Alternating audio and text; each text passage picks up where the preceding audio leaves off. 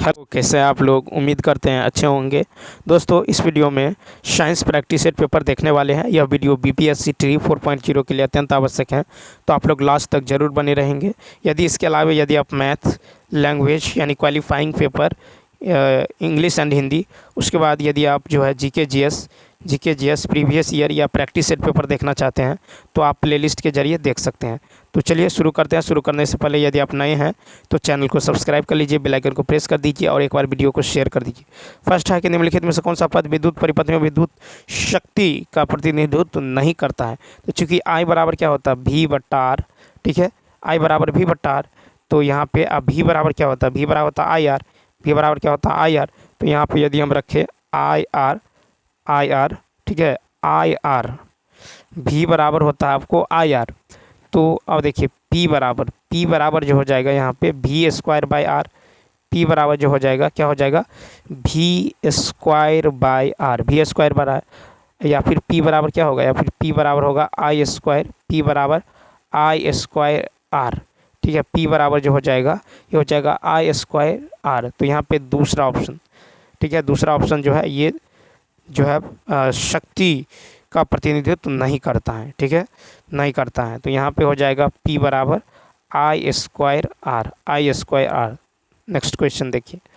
फिर है कि 15 केजी द्रव्यमान की एक वस्तु 4 मीटर प्रति सेकंड के एक समान वेग से घूम रही है, इसकी गतिज ऊर्जा क्या होगी। ठीक है, तो गतिज ऊर्जा क्या होगी। तो देखिए गतिज ऊर्जा बराबर क्या होता है, 1/2 mv square, 1/2 mv square kinetic energy. तो यह हो जाएगा 1/2 m कितना है, तो 15 केजी का द्रव्यमान है और यहाँ पे जो है दे दिया गया है 4 मीटर पर सेकेंड। तो यहाँ पे भी दे दिया गया है 4, तो 4 का स्क्वायर कर लेंगे तो ये हो जाएगा 120। 4 गुणे 4 लिख सकते हैं, ये 2 दूनी 4 कट जाएगा तो 15, ये कितना हो जाएगा, 4 2 15 8 120 केजी मीटर स्क्वायर पर सेकेंड स्क्वायर। ठीक है, यानी इसका राइट आंसर होगा दूसरा। नेक्स्ट क्वेश्चन देखिए। फिर है कि प्रतिरोध के समांतर संयोजन में समतुल्य प्रतिरोध हैं। तो समांतर क्रम में क्या होता है, 1/r बराबर 1/r1 plus 1/r2 plus 1/r3 plus 1/r3। तो इसका जो राइट आंसर हो जाएगा तीसरा हो जाएगा। ठीक है, श्रेणी क्रम में r बराबर होता है r1 plus r2 plus r3 dot dot. Next फिर है कि पुतली की फोकल लंबाई लेंस द्वारा दिया जाता है। तो 114 का देखिए, 114 का हो जाएगा पुतली की फोकल लंबाई लेंस द्वारा दिया जाता है। तो यदि किसी लेंस की मोटाई वक्तार त्रिज्या की तुलना में नगण्य हो तो वहाँ एक जो है पतला लेंस होता है। पतला लेंस सूत्र द्वारा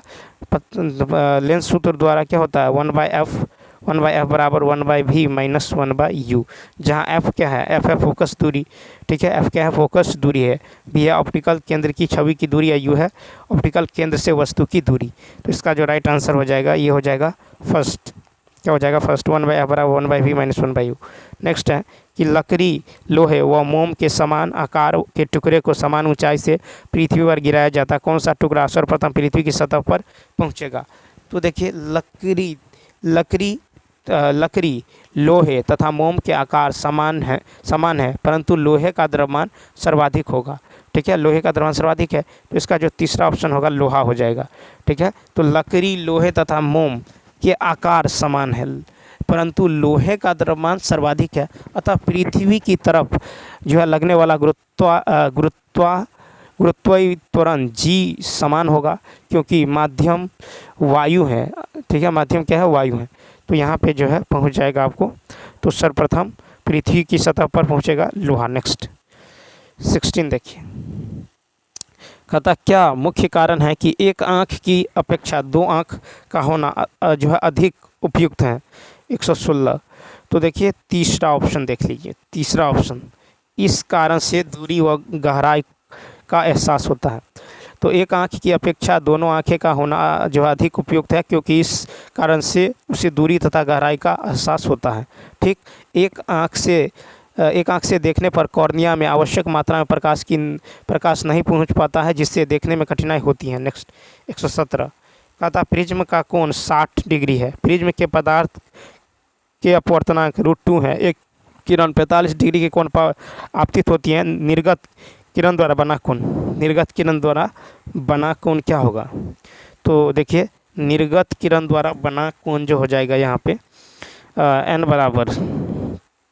एन बराबर क्या होता है अपवर्तनांक, एन बराबर ये होता है sine A plus del by two by sine A by two, sine A by two होता है, ठीक है, साइन ए बाई टू होता है। एन यहाँ पे √2 दे दिया गया है, ठीक है, अपवर्तनांक। तो यहाँ पे √2 बराबर क्या हो जाएगा sine 60 plus del by two by sine 60/2, sine 60 degree बटा में 2, यानी ये हो जाएगा साइन 60 प्लस डेल बाई 2, और नीचे में क्या हो जाएगा साइन 30 का मान 1/2, साइन 30 डिग्री का मान हो जाएगा, ठीक है, साइन 30 का मान हो जाएगा यहाँ पे आपको जो है साइन 30 डिग्री का मान कितना होगा 1/2 हो जाएगा, ठीक। तो √2 बराबर में क्या है √2 और 1/2 को इधर ले आते हैं तो ये गुना में हो जाएगा, तो हो जाएगा √2 गुने 1/2 बराबर साइन 60 प्लस डेल बाई 2, ठीक। तो ये हो जाएगा कितना 1/√2 से ये कट जाएगा 1/√2 बराबर साइन 60 प्लस डेल बाई 2, ये होता है किसका मान साइन 45 का मान, तो साइन 45 बराबर इतना, ठीक। तो यहाँ पर 45 बराबर क्या हो जाएगा 45 डिग्री बराबर 60 प्लस डेल बाई 2, यानी 90, ये गुना में चला जाएगा 2 इधर, तो 45 दूनी 90 माइनस 60, तो डेल का मान कितना निकल जाएगा 30 डिग्री, तो डेल का मान जो है यहाँ पे 30 आ जाएगा, ठीक। तो इसका राइट आंसर होगा first option 30 degree. Next question number देखिए, एक लड़की झूले में बैठकर झूल रही है, यदि लड़की एकाएक खड़ी हो जाए तो दोलन काल 118 का जो हो जाएगा 118 का दोलन काल फर्स्ट ऑप्शन कम हो जाएगा, क्या हो जाएगा तो दोलन काल कम हो जाएगा। आवर्तकाल टी बराबर होता है 2π√L/g, तो सेकंड लोलक आवर्तकाल 2 सेकंड होता है। लेकिन यदि एक लड़की झूले में झूल रहे हैं तो उसका द्रव्यमान केंद्र नीचे होता है और जब यही खड़ी हो जाती हैं तो द्रव्यमान केंद्र ऊपर आ जाता है, परिणाम स्वरूप लंबाई L कम हो जाती हैं, अतः आवर्तकाल का मान घट जाता है। नेक्स्ट है कि एक मकान की छत से भूमि की ओर पत्थर गिराया जाता है, उस पत्थर की गतिज ऊर्जा अधिकतम कब होगी, तो तीसरा ऑप्शन भूमि पर पहुंचने के ठीक पहले, ठीक है, भूमि पर पहुंचने के ठीक पहले। नेक्स्ट क्वेश्चन नंबर, जब सिले बिस्कुटों को थोड़ी देर के लिए फ्रिज के अंदर रखा जाता है तो वह जो है कुरकुरे हो जाता है, क्योंकि, तो देखिए 120 का क्योंकि दूसरा ऑप्शन, क्योंकि फ्रिज के अंदर आर्द्रता कम होती है, इसलिए अतिरिक्त नमी जो है अवशोषित हो जाती है, ठीक है, अवशोषित हो जाती हैं। तो याद रखना है फ्रिज के अंदर आर्द्रता कम होती है, इसलिए अतिरिक्त नमी जो है अवशोषित हो जाती है, परिणाम स्वरूप सिले बिस्कुट थोड़ी देर के लिए फ्रिज में रखने पर कुरकुरे हो जाता है। नेक्स्ट क्वेश्चन नंबर देखिए, क्वेश्चन नंबर नेक्स्ट है 121 है कि किसी रॉकेट का प्रक्षेपण जो है प्रक्षेपण न्यूटन के किस नियम पर आधारित होता है, तो देखिए तीसरा ऑप्शन गति का तृतीय नियम, ठीक है, गति का तृतीय नियम किसी रॉकेट का प्रक्षेपण न्यूटन के तीसरे नियम पर आधारित है। न्यूटन के इस नियम के अनुसार प्रत्येक क्रिया के बराबर परंतु विपरीत प्रतिक्रिया होती है। नेक्स्ट फिर है कि विद्युतीय वेग लगन जो है निम्नलिखित में से किस पर आधारित है, 122 का होगा तीसरा, धारा के उसमें प्रभाव पर, ठीक है, तो विद्युतीय विलगन किस पर आधारित है, धारा के उसमें प्रभाव पर। नेक्स्ट है, एक मजदूर रेल की पटरी पर कार्य कर रहा था, एक लड़का कुछ दूरी पर अपने कान पटरियों पर रखकर जब मजदूर द्वारा की जाने वाली हथौड़ी की आवाज़ को सुनता है तो उसे 2 बार आवाज़ सुनाई देती है, इसका कारण, तो इसका कारण है फर्स्ट, यानी ध्वनि का वेग इस्पात में वायु की अपेक्षा अधिक होती है। लड़के को आवाज़ 2 बार सुनाई देगी क्योंकि इस्पात में ध्वनि का वेग वायु में ध्वनि की अपेक्षा बहुत अधिक होता है, तो ध्वनि का वेग इस्पात में वायु की अपेक्षा अधिक होता है। वायु में ध्वनि का वेग 25 डिग्री सेल्सियस पर 346 मीटर पर सेकेंड है, ठीक है, इस्पात में ध्वनि का वेग 5800 मीटर पर सेकेंड है। 124 है कि असंतृप्त कार्बन यौगिक अत्यधिक काले धुएं के साथ खाली स्थान ज्वाला प्रदान करते हुए ऑक्सीजन में जलते हैं। 124 का फर्स्ट पीली क्या होगा, तो पीली धुएं के साथ पीली ज्वाला प्रदान करते हुए ऑक्सीजन में जलते हैं। नेक्स्ट 125 है कि एक रासायनिक समीकरण संतुलित होता है यदि, 125 का तीसरा, एक रासायनिक समीकरण संतुलित होता है यदि, 125 का क्या हो जाएगा, तो तीसरा परमाणुओं की संख्या दोनों तरफ समान है, ठीक, 125 126 देखिए 126 है कि गैसोहोल क्या है। गैसोहोल क्या है तो एथिल एल्कोहल प्लस पेट्रोल। तो देखिए गैसोहोल में एल्कोहल व पेट्रोल का अनुपात 1:3 होता है। नेक्स्ट, पेट्रोल से प्रदूषण हाइड्रोजन की तुलना में अधिक होता है। 127 है कि कौन सा बहुलक बुलेट प्रूफ खिड़की बनाने में उपयोग किया जाता है। 127 का फर्स्ट, पॉलीकार्बोनेट। पॉलीकार्बोनेट बहुलक बुलेट प्रूफ खिड़की बनाने में जो है उपयोग किया जाता है। नेक्स्ट 128, फिर निम्नलिखित में से कौन सी धातु शीतल जल के साथ उग्र रूप से अभिक्रिया करती है। 128 का दूसरा यानी सोडियम। तो सोडियम काफ़ी अभिक्रियाशील होता है। यह हवा में मुक्त अवस्था में रखने पर अभिक्रिया कर लेता है। इसके कारण इसे केरोसिन तेल में रखा जाता है। ठीक, नेक्स्ट 129 तथा कॉपर ऑक्साइड CO और कार्बन मोनोऑक्साइड CO अभिक्रिया में अपचयन अभिकारक है। तो 129 का होगा तीसरा ऑप्शन CO। क्या हो जाएगा तो यहाँ पे CO हो जाएगा।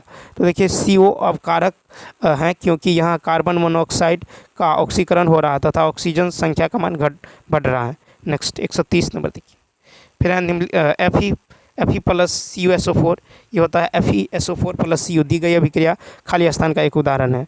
तो 130 का हो जाएगा तीसरा ऑप्शन यानी विस्थापन अभिक्रिया। ठीक है, तो यह विस्थापन अभिक्रिया का उदाहरण है। विस्थापन अभिक्रिया में किसी यौगिक के अणु के एक परमाणु अथवा मूलक का स्थान कोई दूसरा परमाणु अथवा मूलक ले लेता है। तो यह होगा विस्थापन। नेक्स्ट, फिर निम्नलिखित में से तत्व कौन जब वायु तथा अंधेरे में रखा जाता है तो स्वतः दीप्त हो उठता है। 131 का दूसरा, श्वेत फास्फोरस। तो अंधेरे में सफ़ेद फास्फोरस को वायु में रखने पर उसमें पीला हरा प्रकाश उत्सर्जित होता है और सफ़ेद जो है धूम्र बनते हैं जिसको गंध लहसुन जैसी होती है। सफ़ेद फास्फोरस को इस दीप्त को रासायनिक दीप्त कहते हैं। ठीक है, तो श्वेत फास्फोरस। नेक्स्ट 132 कहता कच्ची चीनी को रंग विहीन करने हेतु जिस चारकोल का उपयोग किया जाता है वह है। 132 का 3, एनिमल का चारकोल का उपयोग कार्बनिक पदार्थों के विरंजन में किया जाता है। ठीक है, कच्ची चीनी को रंग विहीन करने में यह प्रयुक्त है। नेक्स्ट, फिर है कि हाइड्रोजन गैस एक मोल ऑक्सीजन आधिक्य में जलकर 290 kg उष्मा देता है। उन्हीं परिस्थितियों में 4 ग्राम हाइड्रोजन गैस के जलने पर जो कितनी उष्मा उत्पन्न होगी। 133 का हो जाएगा तीसरा ऑप्शन। तो ये हो जाएगा 580 kg। ठीक है, 580। तो H2 हाइड्रोजन का 1 मोल होता है। तो हाइड्रोजन का 1 मोल 2 ग्राम होता है, इसीलिए 4 ग्राम से उत्पन्न ऊर्जा क्या होगा 290 गुना में 2 हो जाएगा यानी 580 kg हो जाएगा। नेक्स्ट, फिर देखिए निम्नलिखित में से कौन सी क्रिया स्वेद वाष्पन से संबंधित है। तो दूसरा ऑप्शन उष्मा शोषण क्रिया। तो स्वेद वाष्पन उष्मा शोषण क्रिया है जिसमें शरीर की उष्मा स्वेद के रूप में वाष्पित होती है, अर्थात इसमें उष्मा शोषित की जाती है। 135 निम्नलिखित में से कौन सा तापमान के प्रभाव के विषय में सही नहीं है। 135 का होगा तीसरा, वायुमंडलीय दाब पर वह तापमान जिस पर ठोस पिघलकर द्रव बन जाता है उसका क्वथनांक कहलाता है। ठीक है, तो ठोसों के तापमान को बढ़ाने पर उसके कणों ठोसों को, तो यहाँ पे हो जाएगा तो तीसरा ऑप्शन जो हो जाएगा 135 का तीसरा ऑप्शन। ठीक है, यानी ठोसों के तापमान को बढ़ाने पर उसके कणों की गतिज ऊर्जा बढ़ जाती है। गतिज ऊर्जा में वृद्धि के कारण कण अधिक जो है गति से कंपन करने लगते हैं। उष्मा द्वारा प्रदत्त ऊर्जा कणों के बीच आकर्षण बलों को पार कर लेती है। ठीक है, इस कारण कण अपने स्थानों को छोड़कर अधिक स्वतंत्र होकर गति करने लगते हैं। 136 देखिए, कहता है गर्भाशय में शिशु विकास की जानकारी हेतु किसका उपयोग किया जाता है। 136 का 3, अल्ट्रासाउंड। किसका? अल्ट्रासाउंड। नेक्स्ट क्वेश्चन नंबर देखिए, अल्ट्रासाउंड किरणों से त्वचा कैंसर का खतरा रहता है। ठीक, नेक्स्ट 137 है कि क्रेब चक्र कोशिका के किस भाग में पाया जाता है। क्रेब चक्र 137 का, तो 137 का हो जाएगा क्रेब चक्र जो है ये फर्स्ट ऑप्शन माइटोकॉन्ड्रिया। तो क्रेब चक्र एंजाइम माइटोकॉन्ड्रिया के मैट्रिक्स के भीतर पाए जाने वाला झिल्ली है। क्रेब चक्र जो एंजाइमी प्रतिक्रियाओं की एक श्रृंखला है जो सभी एरोबिक जीवों में होती हैं। 138 अतः सांप के जहरीले दंत होते हैं जो रूपांतरित रूप हैं जंभिका दंत के। ठीक है, जंभिका दंत। अलैंगिक प्रजनन होता है। 139 का 3, पौधे में अलैंगिक प्रजनन होता है पौधे में। नेक्स्ट 140 है अमीबा के पादाब किस में जो है सहायता करते हैं।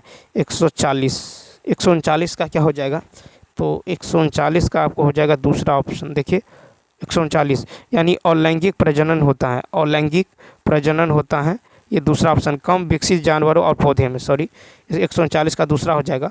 कम विकसित जानवरों और पौधों में अलैंगिक प्रजनन होता है। इस प्रजनन के प्रकार जो विखंडन, मुकुलन, कायिक जो है प्रवर्धन, पुनरुत्थान होता है। ठीक, और नेक्स्ट तीसरा जो हो जाएगा 138 का हो जाएगा आपको तीसरा। ठीक है, सांप के जहरीले दंत जंभिका दंत के होते हैं, रूपांतरित रूप है जंभिका दंत। 140 अमीबा के पादाब जो है किस में सहायता करते हैं, तो अमीबा के पादाब जो है ये गति देने एवं भोजन पकड़ने में। अमीबा का एक कोशिकीय जीव, इसकी कोशिकीय यूकैरियोटिक प्रकार की हैं। अमीबा गति देने एवं भोजन पकड़ने में पादाब को उपयोग में लाते हैं। ठीक, नेक्स्ट फिर है कि नीचे दिए गए कुछ जीवों के नाम दिए गए हैं। इसमें परजीवी में वर्गीकृत किए जाने वाले जीव हैं परजीवी। तो 141 का देखिए, 141 का हो जाएगा फर्स्ट ऑप्शन। तो BCDF क्या हो जाएगा, तो कथा वर्गीकृत किए गए हैं जाने वाले जीव हैं परजीवियों में, इनमें से परजीवियों में वर्गीकृत किए जाने वाले जीव BCDF यानी ए ऑप्शन। तो BC और F यानी खटमल, जोंक, अमरबेल और जू। ठीक है, ये सब जो है आपको परजीवी हैं। ठीक है, तो परजीवी वे जीव होते हैं जो भरण पोषण एवं सुरक्षा के लिए दूसरे जीवों पर आश्रित होते हैं। 142 है कि जैव मंडल आरक्षण से संबंधित सही कथन चुनिए। तो फर्स्ट ऑप्शन, वे जैव मंडल ये वे क्षेत्र हैं जो क्षेत्र की जैव विविधता और संस्कृति को बनाए रखने में सहायक होते हैं। नेक्स्ट क्वेश्चन है कि नीचे दिए गए कथनों को अध्ययन कीजिए और असत्य कथन का चयन कीजिए। 143 का हो जाएगा आपको फर्स्ट। 143 का फर्स्ट, प्रोकैरियोटक में केंद्रक नहीं होता है, गलत। ठीक है, तो प्रोकैरियोटिक कोशिका में केंद्रक नहीं होता है। केंद्रकीय पदार्थ कोशिका द्रव में बिखरे होते हैं। इन कोशिकाओं के कलाविहीन केंद्रक को आरंभिक केंद्रक कहते हैं। एक कोशिका जीव वह जीव होते हैं जिनमें केवल एक ही कोशिका होता है। कोशिकीय जीव में एकल कोशिका से जुड़े सभी कार्यों का संपादन करती हैं। ठीक है, तो प्रोकैरियोटिक का उदाहरण है नीलहरित सवाल, प्रोकैरियोटिक का उदाहरण है। इन कोशिकाओं में हिस्टोन प्रोटॉन नहीं होता है। ठीक है, तो सत्य कथन। नेक्स्ट देखिए, फिर है कि नीचे दिए गए कथनों का अध्ययन कीजिए और असत्य कथन का चयन कीजिए। 144 का होगा तीसरा, एक कोशिकीय जीव शोषण और जनन करते हैं। तो गुणसूत्र एक जो है छराकर संरचना होती हैं जो कोशिका केंद्रक में पाया जाता है। ये कोशिका विभाजन के समय दिखाई देते हैं। ठीक है, अब देखिए, तो कहता है कि जो चुने हुए पदार्थ को ही अंदर बाहर आने देता है, अर्थात वह पदार्थ गति को नियंत्रित करता है। 145 है कि प्राणियों के उत्सर्जन तंत्र के संदर्भ में निम्नलिखित में से कौन सा कथन सत्य है। 145 का फर्स्ट, मानवों में मुख्य उत्सर्जन उत्पाद यूरिया है। ठीक, फिर है कि पौधे उगाने के लिए दोमट मृदा की ऊपरी सतह उत्तम मृदा माने जाने के लिए कारण की पहचान कीजिए। 146 145 का फर्स्ट, 146 का हो जाएगा आपको 146 का हो जाएगा फर्स्ट यानी ABC। क्या हो जाएगा, ABC। तो दोमट मिट्टी, ठीक है, इसमें लगभग समान मात्रा में छोटे एवं बड़े कण होते हैं। इसकी जल धारण क्षमता उत्तम है, यह भारी है और इसमें वायु थोड़ी होती है। ठीक है, तो दोमट मिट्टी पौधे के विकास के लिए सबसे अच्छी होती हैं क्योंकि इसमें जल धारण की क्षमता अधिक होती है। इसमें लंबे समय तक पानी बनाए रखती है और पौधे के विकास के लिए आवश्यक पोषक तत्वों को भी बरकरार रखा जाता है। नेक्स्ट 147 कहता है कि निम्नलिखित में से कौन सी अंतःस्रावी ग्रंथि है शर्करा मधुमेह को नियंत्रित करने वाला हार्मोन को स्रावित करता है। 147 का हो जाएगा दूसरा ऑप्शन, अग्नाशय। क्या हो जाएगा, अग्नाशय। फिर मानवों में जनन की अवधि की घटनाओं का सही क्रम क्या है। तो 148 का हो जाएगा दूसरा ऑप्शन यानी युग्मक बनना, निषेचन, युग्मनज भ्रूण। मानवों में जनन की अवधि की घटनाओं का सही क्रम है युग्मक बनना, निषेचन, युग्मनज भ्रूण। 149 जैव विविधता के संदर्भ में निम्नलिखित में से कथनों पर विचार कीजिए। 149 का होगा दूसरा, 149 का हो जाएगा आपको सेकंड ऑप्शन यानी केवल सी। तो यह किसी दिए गए क्षेत्र के पादप पादप जात और प्राणी जात की विभिन्न स्पीसीज का उल्लेख करती हैं। ठीक है, तो इसका राइट आंसर हो जाएगा आपको जैव विविधता के संदर्भ में 150 देखिए 150 की यदि बात करें तो 150 है कि निम्नलिखित में से कौन सा आहार रेशे के लिए सही है। कौन सा आहार रेशे के लिए सही है, तो 150 का हो जाएगा आपको रेशे के लिए सही है 150 का 3 ए और सी। क्या है, ए और सी रेशे के लिए। आहार रेशे को रुक्षांश के रूप में भी जाना जाता है। ठीक, और रुक्षांश मुख्य रूप से हमारे खाद्य पदार्थों में पादप उत्पादों द्वारा प्रदान किया जाता है, यानी ये दोनों क्या है, सही है। ठीक है, तो चलिए दोस्तों इस वीडियो में इतना ही। यदि यह वीडियो अच्छा लगा हो तो लाइक शेयर और सब्सक्राइब करना न भूलें। साथ ही साथ कमेंट करके बताइए वीडियो आपको कैसा लगा। तो चलिए मिलते हैं नेक्स्ट वीडियो में। Thanks for watching.